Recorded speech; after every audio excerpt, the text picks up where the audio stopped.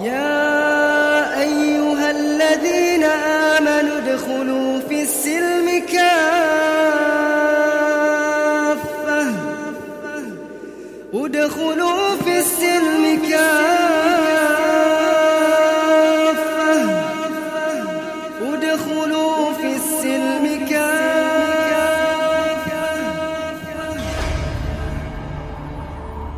Assalamualaikum warahmatullahi wabarakatuh. Innal hamdalillah nahmaduhu wa nasta'inu wa nastaghfiruh wa na'udzubillahi min syururi anfusina wa min sayyiati a'malina may yahdihillahu fala mudhillalah wa may yudlilhu fala hadiyalah.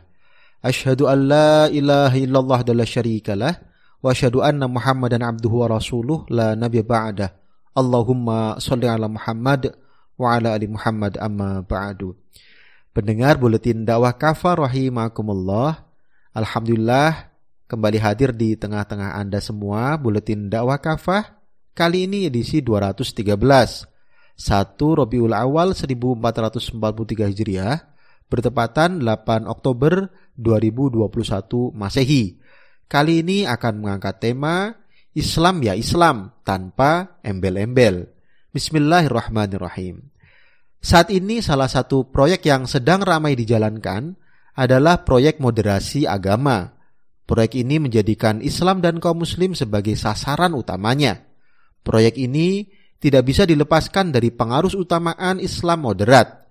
Proyek moderasi agama bertujuan untuk menancapkan paham Islam moderat dan menjadikan kaum muslim menjadi muslim moderat. Proyek ini menyasar para guru agama, mahasiswa, kaum milenial hingga kalangan pesantren. Pendengar rahimakumullah, Islam moderat.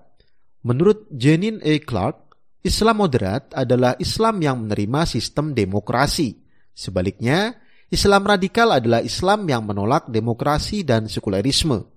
Moderasi Islam dalam pengertian ini bermakna membangun Islam yang menerima demokrasi dan kesetaraan gender. Tazul Islam Aminah Khatun dalam buku Islamic Moderate in Perspective, A Comparison Between Oriental and Occidental Scholarships, International Journal of Nusantara Islam, volume 3, nomor 2 tahun 2015. Moderasi Islam bisa dimaknai sebagai proses menjadikan Muslim sebagai Muslim moderat. Karakter Muslim moderat dapat dipahami salah satunya dari sebuah buku yang dikeluarkan oleh Rand Corporation pada tahun 2007 berjudul Building Moderate Muslim Network. Pada bab 5 tentang Roadmap for Moderate Network Building in the Muslim World atau peta jalan untuk membangun jaringan moderat di dunia muslim. Buku ini termasuk salah satu rujukan tentang muslim moderat. Dalam salah satu anak judulnya dijelaskan tentang karakteristik muslim moderat atau Characteristics of Moderate Muslim. Muslim moderat adalah orang yang menyebarluaskan dimensi-dimensi kunci peradaban demokrasi, termasuk di dalamnya gagasan tentang hak asasi manusia, kesetaraan gender, pluralisme, menerima sumber-sumber hukum non-sektarian, serta melawan terorisme dan bentuk-bentuk legitimasi terhadap kekerasan. Angel Rebasa, Cheryl Bernard et al. Dalam buku Building Moderate Muslim Network, halaman 66, Rand Corporation tahun 2007. Alhasil, Islam moderat adalah pemahaman Islam yang disesuaikan dengan pemikiran, pemahaman, dan peradaban Barat.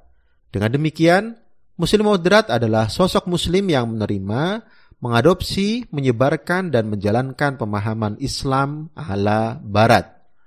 Pendengar rahimakumullah, makna umatan wasaton. Pemahaman Islam moderat lalu dibungkus dengan istilah Islam wasatiyah. Wasatiyah diambil dari istilah Al-Quran wasaton atau pertengahan. Inilah yang Allah jadikan sebagai salah satu sifat umat Islam. Namun, istilah wasaton ini hanya dicomot dan dijadikan sebagai wadah, sementara isinya dijejali dengan pemahaman Islam moderat yang tidak lain adalah Islam yang sesuai selera Barat. Karena itu, penting untuk mengembalikan istilah wasaton ke makna yang sebenarnya sebagaimana yang dikehendaki oleh Al-Quran. Secara bahasa, makna al-wasat adalah sesuatu yang memiliki dua belah ujung yang ukurannya sebanding, pertengahan. Raghib Al-Isfahani dalam kitab Mufradatul Fazil Quran jilid 2 entry WSTH.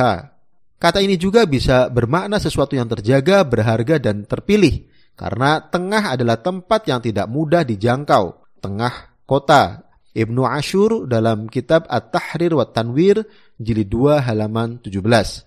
Allah Subhanahu wa taala berfirman dalam Quran surah Al-Baqarah ayat 143, A'udzubillahi minasyaitonirrajim. Bismillahirrahmanirrahim. Wa kadzalika ja'alnakum ummatan wasatan litakunu syuhada'a 'alan nasi wa yakunar rasulu 'alaikum syahida.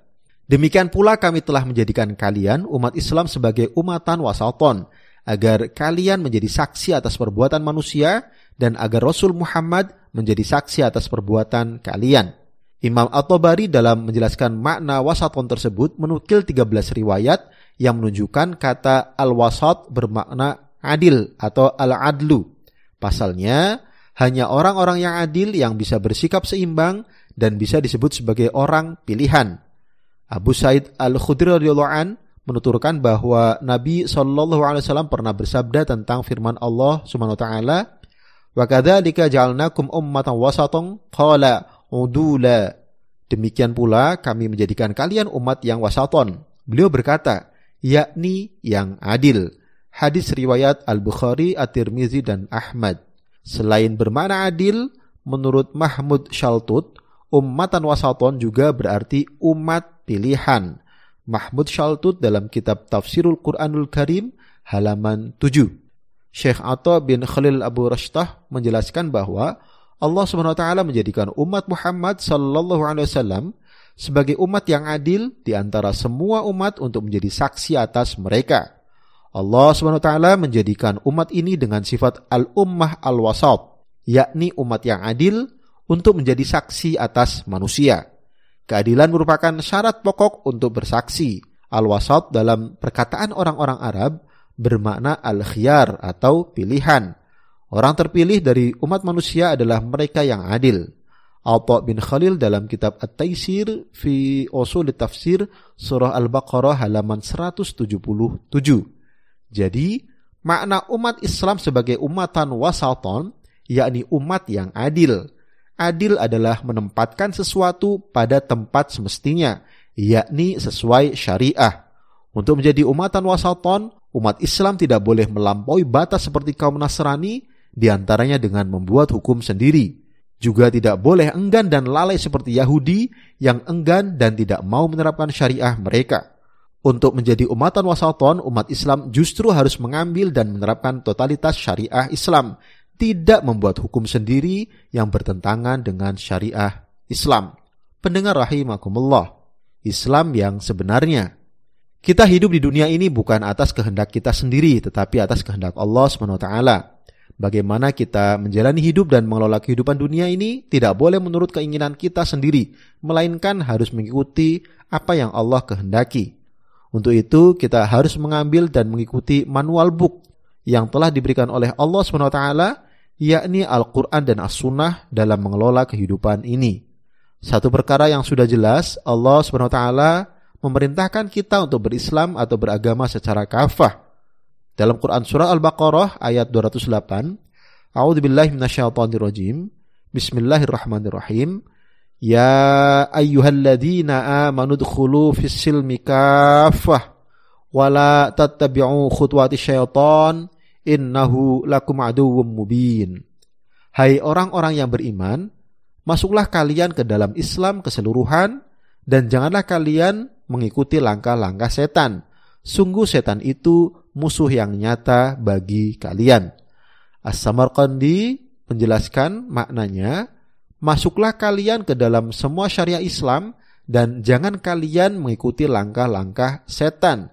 As-Samarqandi dalam kitab Bahrul Ulum jilid 1 halaman 173. Al-Hafiz Ibnu Katsir juga menjelaskan, Allah SWT memerintahkan hambanya yang beriman kepadanya dan membenarkan Rasulnya agar masuk ke semua simpul dan syariah Islam serta mengamalkan semua perintahnya dan meninggalkan semua larangannya semampu mereka. Jadi, Dalam berislam, kita diperintahkan untuk mengambil Islam dan syariahnya secara keseluruhan. Kita tidak boleh berislam model prasmanan, yang menarik diambil, yang enak diikuti, dan yang mudah dijalankan. Sebaliknya, yang tidak menarik tidak diambil, yang tidak mengenakan tidak diikuti, dan yang sulit tidak dijalankan. Sudah jelas Allah SWT memerintahkan kita untuk bertakwa dengan sebenar-benarnya. Dalam Quran surah Ali Imran ayat 102, A'udzubillahi minasyaitonirrajim. Bismillahirrahmanirrahim.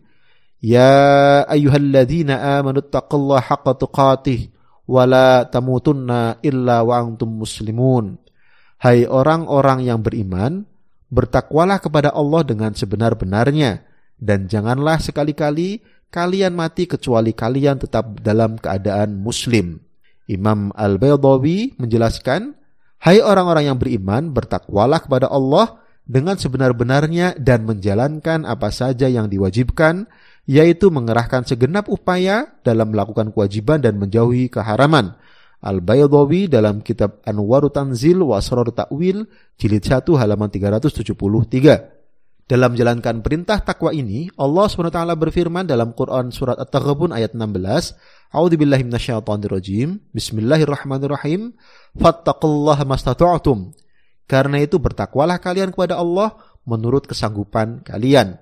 Rasul sallallahu alaihi wasallam juga bersabda, "Fa idza nahaitukum 'anil syai' fastanibuh, wa idza amartukum bisyai' fa'tu minhu mastata'tum." Karena itu jika aku melarang kalian dari sesuatu, maka tinggalkanlah. Dan jika aku memerintahkan sesuatu, maka lakukan sesuai kemampuan kalian. Hadis riwayat Al-Bukhari, Muslim, Ahmad Al-Humaidi, Ibnu Hibban, dan Abu Ya'la. Allah SWT pun memerintahkan kita untuk menjadi penolong agamanya. Dalam Quran surah As-Saff ayat 14, A'udzubillahi minasyaitonirrajim. Bismillahirrahmanirrahim. Ya ayyuhalladzina amanu kunu ansarallah. Hai orang-orang yang beriman, jadilah kalian penolong agama Allah. Menurut Imam Al-Baghawi dalam Ma'alimut Tanzil, maknanya adalah jadilah kalian penolong agama Allah. Adapun menurut Imam Al-Maturidi dalam Ta'wilatu Ahlis Sunnah, menolong Allah bermakna menolong agamanya atau Rasulnya. Jika seorang muslim mengambil Islam dan syariahnya secara kafah, bertakwa dengan sebenar-benarnya dengan menjalankan semua yang diperintahkan semaksimal kemampuan, dan meninggalkan apa yang dilarang, serta menolong dan membela agamanya, lantas dia disebut apa? Yang jelas, dia adalah seorang muslim sebagaimana yang Allah perintahkan dan dia ridhoi. Jika muslim semacam ini dianggap bukan sosok muslim moderat, atau ia dituding sebagai muslim radikal, atau sebutan stigmatik lainnya, semua itu tidak ada arti dan nilainya selama Allah Subhanahu wa taala ridho. Wallahu alam bishawab. Demikian materi Buletin Dakwah Kafah edisi 213, Islam ya Islam tanpa embel-embel. Terima kasih. Wassalamualaikum warahmatullahi wabarakatuh.